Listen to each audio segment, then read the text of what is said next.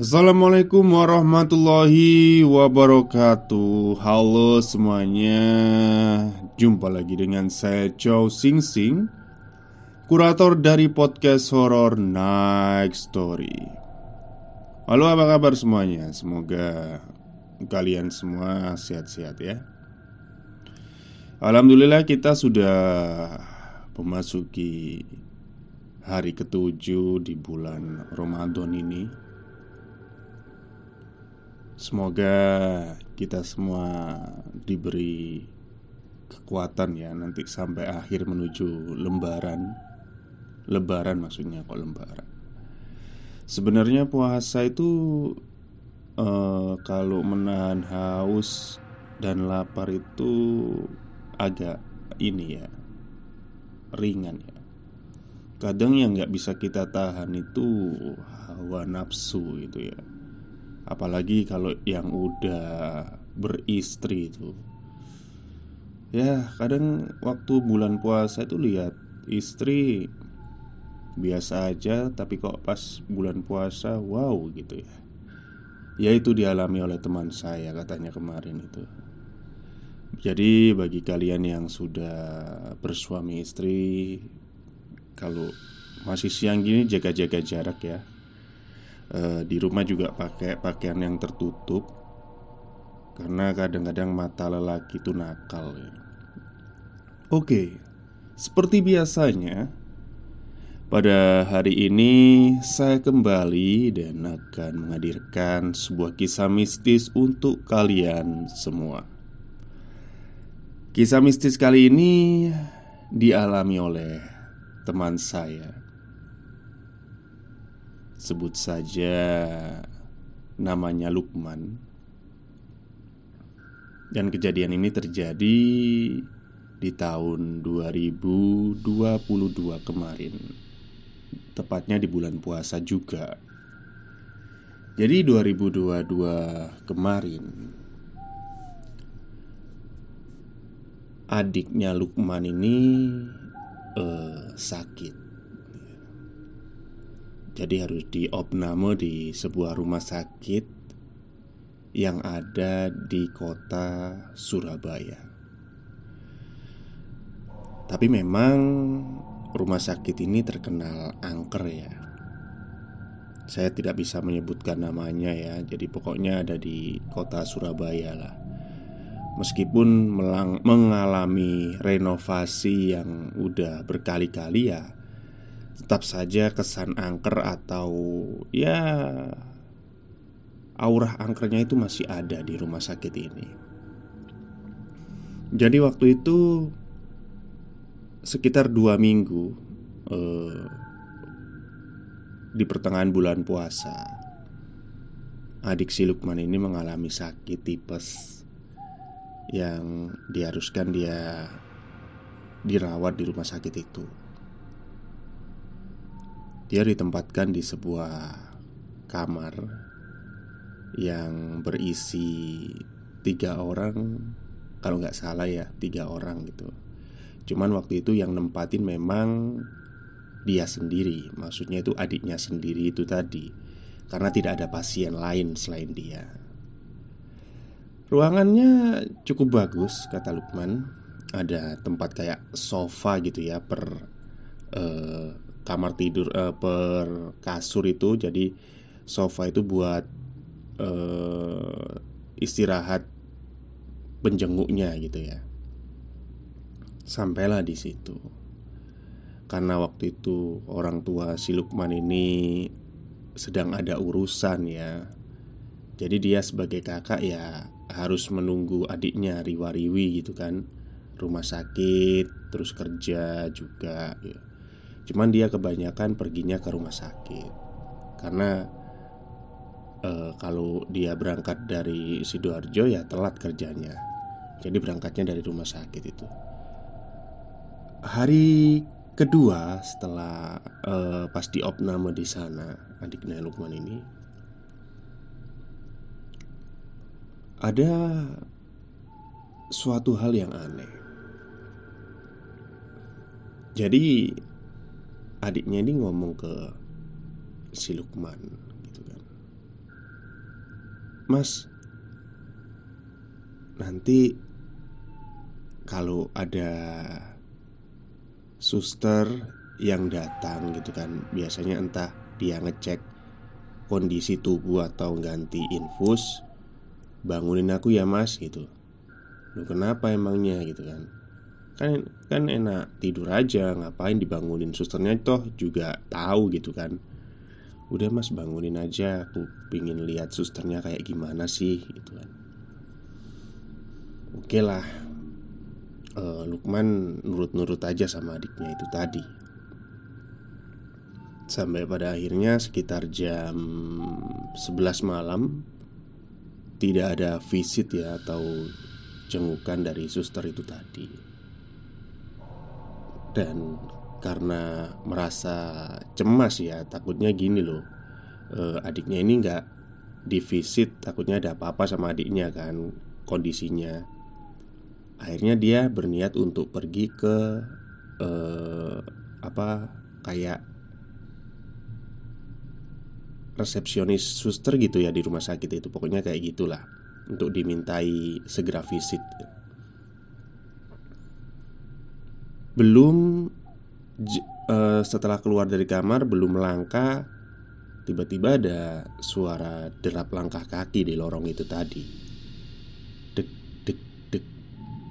Ternyata dari kejauhan ada seorang suster.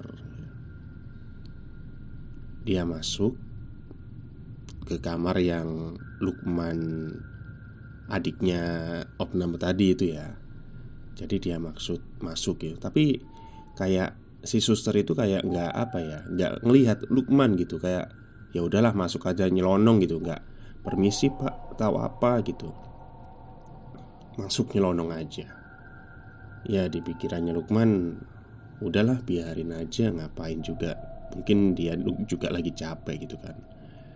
Cuman yang aneh dari suster itu kayak wajahnya datar gitu kan, terus kayak pucat, dan agak ada selenting-selenting itu bau-bau amis gitu. Bau-bau arus darah amis gitulah pokoknya. Tapi ya Lukman gak mempedulikan itu, yang penting adiknya divisit gitu kan, diperiksa. Dibiarin lah. Dipikir Lukman, ya udahlah gak usah dibangunin adiknya gitu kan. Ditunggu di luar sekitar 5 menit, ada suster lagi datang gitu kan. Masuklah ke ruangan itu tadi. Tapi sebelumnya dia nyapa Lukman yang duduk-duduk di depan kamar pasien. "Malam mas?" Ya. "Oh iya malam. Ini anu ya mas, atas nama," katakanlah Murni ya, nama adiknya Lukman ini. "Murni ya di sini?" "Oh iya, cuma adik saya sendirian yang ada di kamar ini, sus." "Oh iya. Duh, tadi ada suster yang masuk kok sus." "Oh iya tah, siapa?" "Wah saya nggak tahu." "Oh ya udah is, tunggu sini dulu." Akhirnya suster yang kedua tadi masuk sekitar 10 menit, akhirnya keluar. Keluar itu lihat si Lukman. "Ini keadaan adiknya mungkin 2 hari lagi bisa pulang mas, udah membaik." "Oh iya sus." Suster yang satunya tadi kok nggak keluar ya sus?" gitu kan. "Apa masih di dalam?" tanya si Lukman ini tadi gitu. "Waduh mas, saya nggak lihat suster lain itu selain saya. Mungkin masnya kecapean, mungkin halusinasi." Jadi kayak si Lukman kayak nggak percaya lah, wong dia lihat dengan mata kepala sendiri ya kan, ada orang lain yang masuk ke kamar itu tadi. "Enggak sus, saya beneran lihat," gitu kan. "Tadi masuk, cuman memang agak aneh sih susternya, kayak wajahnya itu kayak gimana gitu, nggak enak gitu." "Udah mas, ini udah malam, masnya istirahat aja, nggak usah mikir yang aneh-aneh. Nggak ada yang lain kok, nggak ada siapa-siapa kok di dalam, cuma adiknya sampean aja," gitu kan. Jadi kesannya itu kayak si suster ini kayak kayaknya ya udah tahu sesuatu gitu kan. Dan dia berusaha untuk tenang dan nutupin gitu. Masuklah si Lukman. Tapi ya di kepalanya ini masih apa ya, berkecamuk ya tentang kehadiran suster yang pertama tadi. Sampai akhirnya dia tertidurlah dalam pikirannya itu tadi. Sekitar jam setengah 3 dia terbangun karena pingin kencing gitu kan. Nah pas bangun itu, karena ini kan satu ruangan yang lampunya hidup kan cuma ini ya, lampunya yang lumayan terang kan cuma di bednya adiknya itu tadi ya. Jadi dua bed ini nggak ada lampunya gitu kan. Maksudnya ada lampu cuman nggak seberapa terang gitu kan. Waktu dia mau ke kamar mandi kan harus melewati bed yang tengah. Jadi posisi adiknya ini di ini bed yang dekat dengan tembok sebelah sana. Maksudnya gimana ya? Jadi ini pintu keluar pojok sini, adiknya itu di pojok sana, bukan di dekat pintu keluar gitu ya. Pintu masuk pintu keluar itu bukan. Jadi dia harus melewati bed tengah, dan kalau keluar ya harus melewati bed yang pertama juga gitu. Pokoknya gambarannya itulah ya. Jadi waktu dia mau ke kamar mandi, ya kamar mandinya ada di dalam ruangan itu. Dia itu nggak sengaja ekor matanya itu melihat ada orang sedang duduk di bed yang ada di tengah. Nah di sini Lukman kayak, itu orang nggak sih gitu. Duduk gitu, diem aja. Cuman si Lukman nggak berani noleh total ya. Jadi cuma ekor matanya aja yang ngeliat ya. Kayaknya orang tuh, kelihatan deh bayangannya, sosoknya itu. Sampai dia akhirnya kencing. Di dalam kamar mandi itu dia mikir, waduh siapa nih gitu kan. Sampai akhirnya dia memberanikan diri, pokoknya setelah keluar aku mau noleh lah, mau lihat. Setelah keluar dia jalan, ekor matanya juga tetap ngelihat ada orang yang duduk di situ, tetap posisinya. Tapi anehnya dia nggak bisa noleh. Maksudnya itu si Lukman itu kayak nggak berani, kaku gitu ya buat noleh. Jadi ada keinginan tapi juga ada ketakutan di dalam dirinya. Sampai dia memutuskan bodoh amat lah. Akhirnya terus aja ke bed adiknya, terus melanjutkan tidurnya gitu tadi.